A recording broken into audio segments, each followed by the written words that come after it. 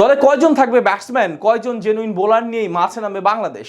জাকেরের হাতে keeping gloves দিয়ে কি একাদশে সুযোগ মিলবে লিটন দাসের? শুরু থেকেই কি মাঠে নামবেন তাসকিন? তাসকিন না খেললে কে হবেন বাংলাদেশের সেরা তিন পেসার? বিশ্বকাপের প্রথম ম্যাচের একাদশ নিয়ে আছে নানা প্রশ্ন। যুক্তরাষ্ট্রের মাটিতে সে ম্যাচে শ্রীলঙ্কার বিপক্ষে মাঠে নামবে বাংলাদেশ। লঙ্কানদের বিপক্ষে কেমন হতে পারে বাংলাদেশের একাদশ, তাই নিয়ে বিস্তারিত প্রতিবেদনে।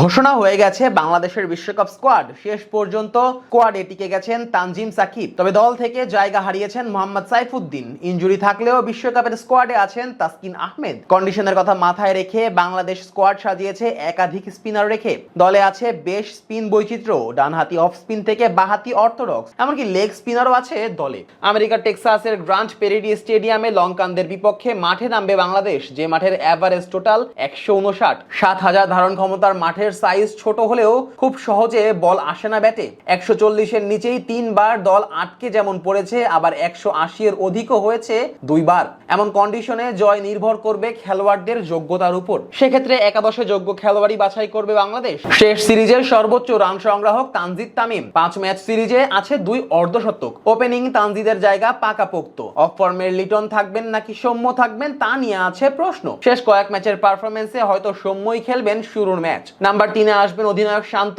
শেষ সিরিজটা ভালো যায়নি, তবে শেষ ম্যাচে রান করে দিয়েছেন ফর্মে ফেরার ইঙ্গিত। নাম্বার 4-এ খেলবেন তাওহিদ হৃদয়। মিডল অর্ডারে বেশ ভালো ফর্মে আছেন এই ব্যাটার। 5-এ দেখা যেতে পারে বিশ্ব সেরা অলরাউন্ডার সাকিব আল হাসানকে। যদিও ব্যাটে সেরা অবস্থায় নেই সাকিব, তবু এই মুহূর্তে দেশে সাকিবের বিকল্প সাকিব নিজেই। নাম্বার 6-এ আসবেন মাহমুদুল্লাহ রিয়াদ। শেষ সিরিজটা দুর্দান্ত কাটিয়েছেন তিনি। তারপরের জায়গায় আসবেন জাকের আলী অনিক। শেষ ম্যাচে ক্যামিও খেলেছেন জাকের। এছাড়া লিটনের অনুপস্থিতিতে গ্লাভস থাকবে তার কাছেই। যদিও জাকিরের কিপিং নিয়ে উঠেছে প্রশ্ন, তবে এই যাত্রায় তার উপর ভরসা করা ছাড়া আর উপায় নেই। লোয়ার অর্ডারে রিশাদ হোসেন প্রয়োজন হলে প্রতিপক্ষের বোলারদের শাসন করতে পারবেন। এছাড়া লঙ্কানদের বিপক্ষে তার পরিসংখ্যানও বেশ দারুণ। ব্যাটিং এর পাশাপাশি বল হাতেও দায়িত্ব থাকবে রিশাদের। লেগ স্পিনার হিসেবে বিশ্বকাপে বড় ভূমিকা পালন করতে হবে তাকেই। নাম্বার 9-এ আসবেন তাসকিন আহমেদ। ফিট থাকলে পেস আক্রমণে নেতৃত্ব দিবেন তিনি।